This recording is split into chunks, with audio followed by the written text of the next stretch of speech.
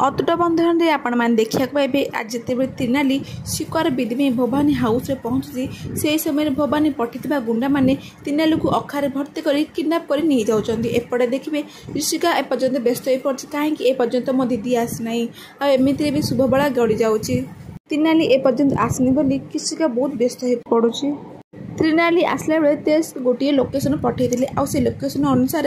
तेज जानी पाउछन जे त्रिनाली प्रकृत में जाउछन कुआड़े आ त्रिनाली से गुंडा मानक कबलरू मुकुली आसी नदी कूल आड़े चली जाऊँगी आ नदी कूल आड़े धाई दौड़ी आसला बेलू गुंडा मैंने पुणी त्रिनाली को धरनी हाथ गोड़ को बांधी नदी भीतर को फोपाड़ी दौरान एपट सीन आपण मैंने देखिए ऋषिका त्रिनाली बहुत व्यस्त हो पड़ी आ जानी पाँच कि ना कि मो दीदी विपद में पड़ी एमती कि ठाकुर पाखे निज हाथ पापुली दीप लगे ठाकुर को डाक से लोकेशन अनुसार ट्राए कर नदी कूल आसी पहुँची जाऊँगी आ त्रिनाली पर्स मोबाइल को देखी जानी पाँच त्रिनाली को कहीं ना कहीं नदी भीतर को ठेली देती तेज त्रिनाली को नदी भीतर उद्धार करी चेता आने को चेष्टा करुच्ची किंतु त्रिनाली एपर्यंत चेता फेरुना।